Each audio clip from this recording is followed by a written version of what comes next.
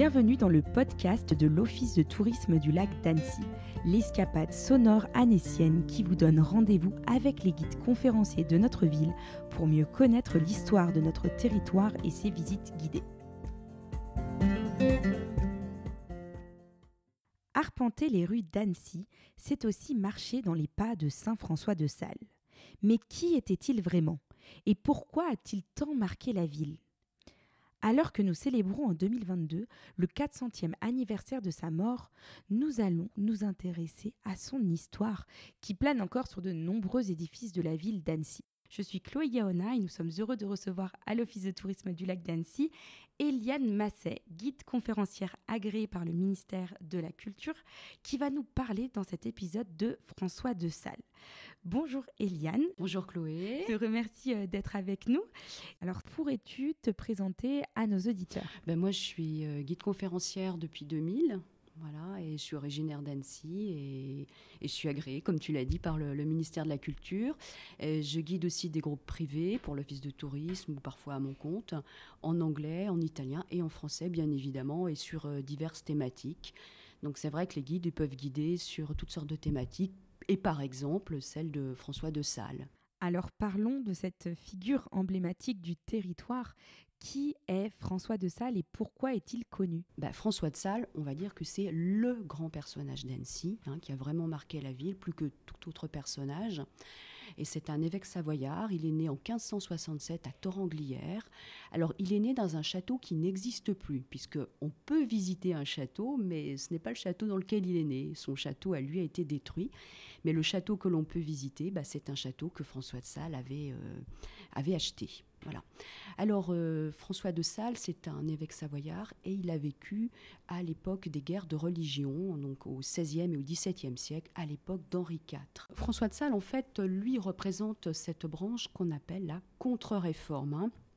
Alors peut-être un petit rappel pour ceux qui ne savent pas ce qu'est la contre-réforme, c'est tout simplement la réaction de l'Église catholique face au protestantisme. Toute une série de mesures ont été prises et François de Sales va les incarner et surtout, il va les faire appliquer sur ce territoire. Alors avant la naissance de François de Sales, peut-on définir le territoire d'Annecy ? Alors, on était bien dans l'ancien duché de Savoie, mais avant d'être le duché de Savoie, Annecy, c'était le comté de Genève. Voilà. Donc, à la mort des comtes de Genève à la fin du XIVe siècle, Genève a fait partie de la Savoie. Le duc de Savoie s'est emparé de ce territoire.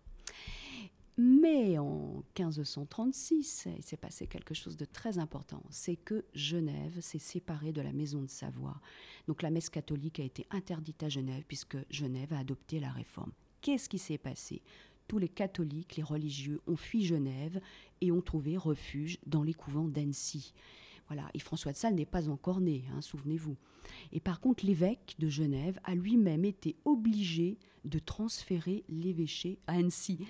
Et François de Sales, il va être pris dans ce mouvement d'idées qu'on appelle la contre-réforme.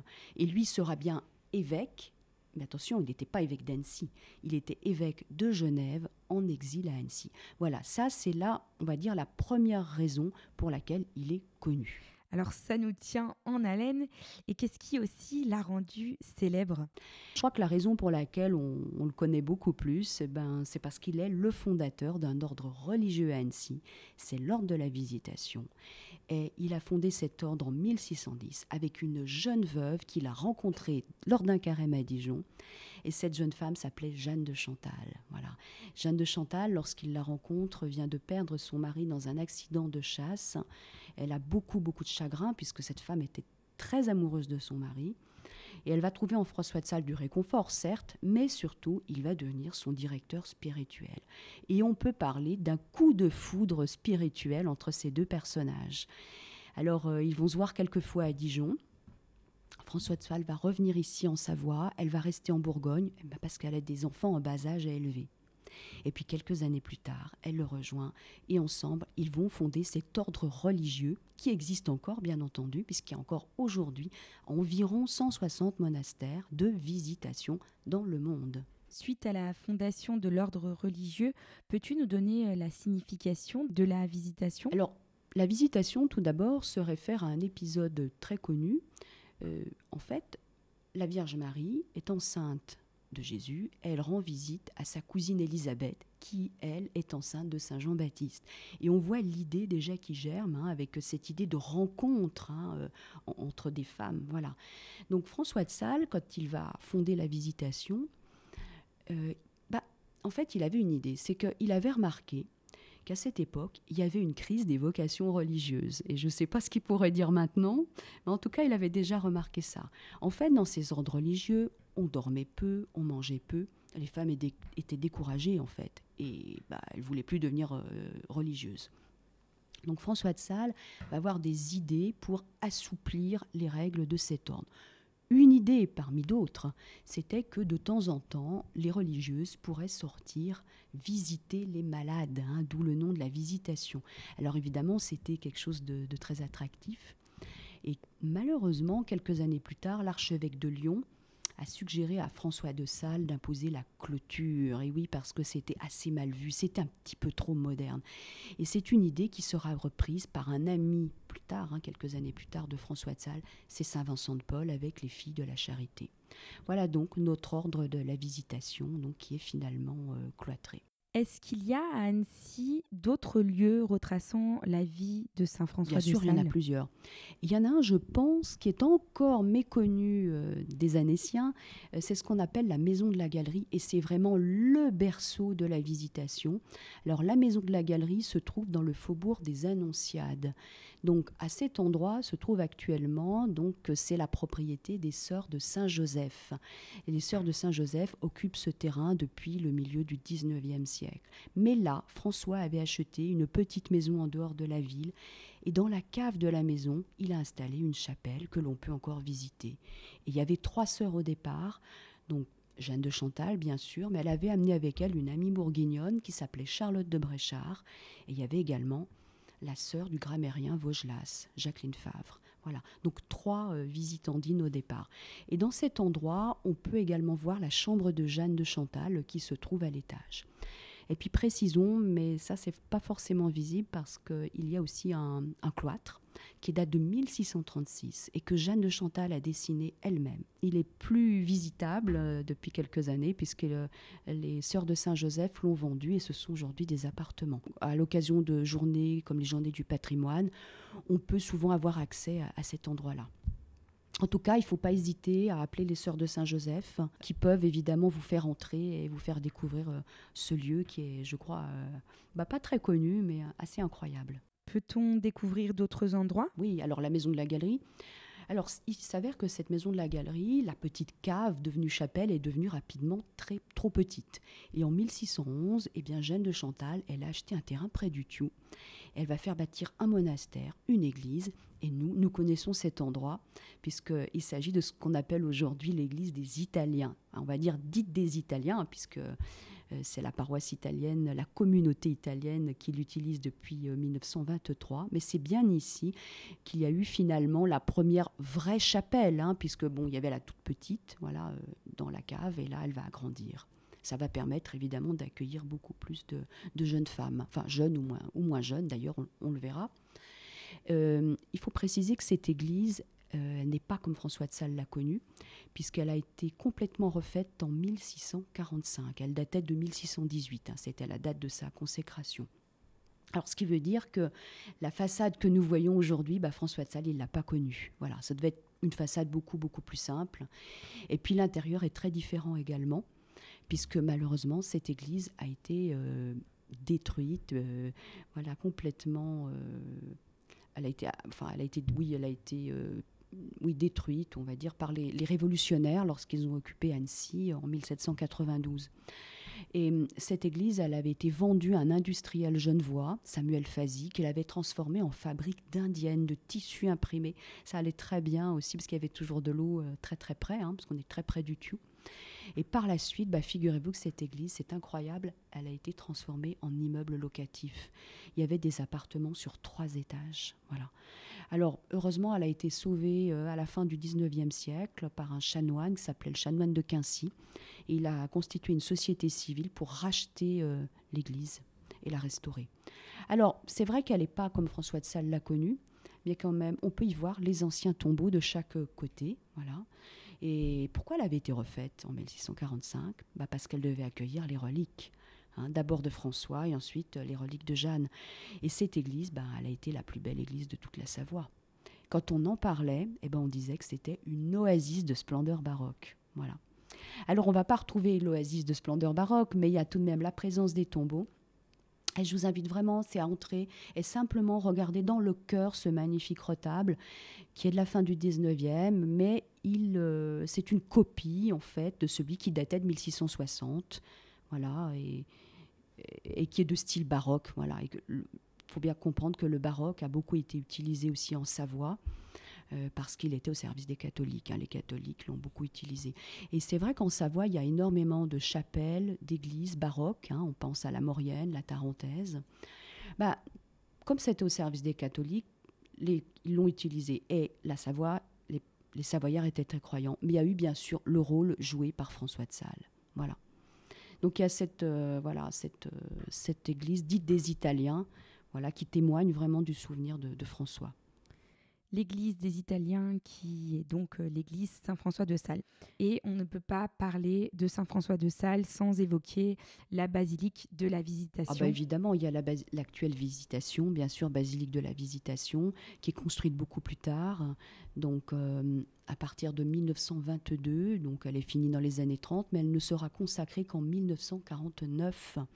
Le pape Jean-Paul II y est venu en 1986, ça c'est quelque chose dont les Annéciens se souviennent. Et à l'intérieur, c'est là qu'on va trouver bien sûr les reliques de nos deux personnages fondateurs, chacun d'un côté, voilà.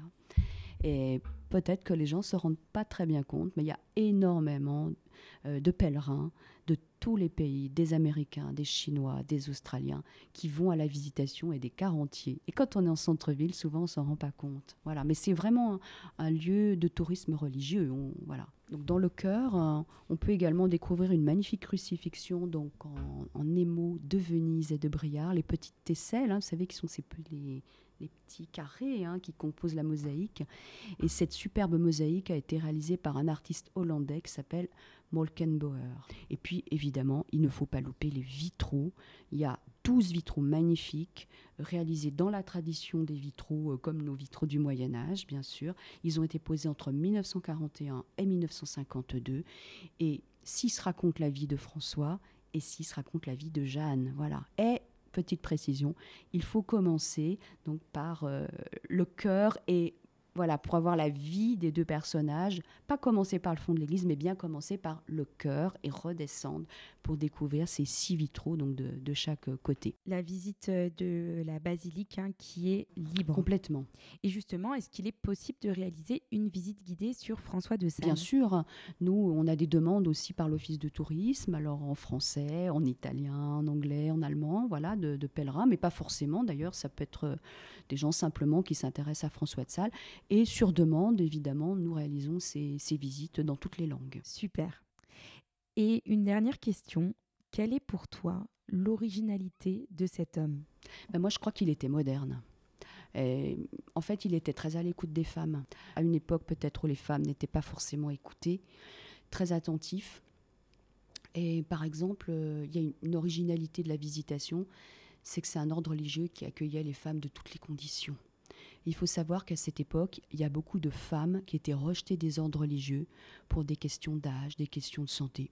On ne voulait pas de jeunes filles handicapées, par exemple. Et François de Sales les a toutes accueillies. Donc c'était un vrai refuge. Et il y a aussi beaucoup de veuves qui sont devenues visitandines. Alors peut-être aussi pour des questions économiques. En tout cas, c'est un vrai refuge pour les femmes. Et puis des fois, on se demande pourquoi les femmes allaient dans les ordres religieux. Des fois, c'était par choix, des fois non. Mais quand c'était par choix, ça pouvait être pour échapper à un mariage forcé, par exemple. Ça pouvait pour avoir accès à la connaissance, aux livres. Il y a diverses raisons. Peut-être, pourquoi pas, pour des questions économiques également. Voilà. Alors, quand François de Sales est mort, bien sûr, c'est Jeanne qui a pris la direction, bien sûr, de la Visitation, c'est important de le dire, et elle a fondé de nombreux monastères, voilà, au XVIIe siècle. Il était moderne aussi d'une autre façon. François de Sales, il était parti à Milan sur la tombe du cardinal Saint-Charles Borromée, dans le grand Duomo de Milan. Il était parti se recueillir. Et donc Saint-Charles-Borromée, c'est un grand personnage aussi de la contre-réforme pour lequel François de Sales avait une grande admiration. Et à Milan, il a ramené avec lui un barnabite. Alors les barnabites, c'était des religieux qui enseignaient, un peu comme les jésuites. Et il a ramené le père Baranzano pour qu'il enseigne au collège Chapuzien. Le collège Chapuzien, donc c'est un collège qui se trouvait là où on a le secteur du lac, Monoprix par ici. C'est là où les grands hommes d'Annecy faisaient leurs études. Voilà. Et donc, il voulait que ce barnabite enseigne au collège Chapuzien. Et figurez-vous que le père Baranzano, il défendait les théories de Galilée.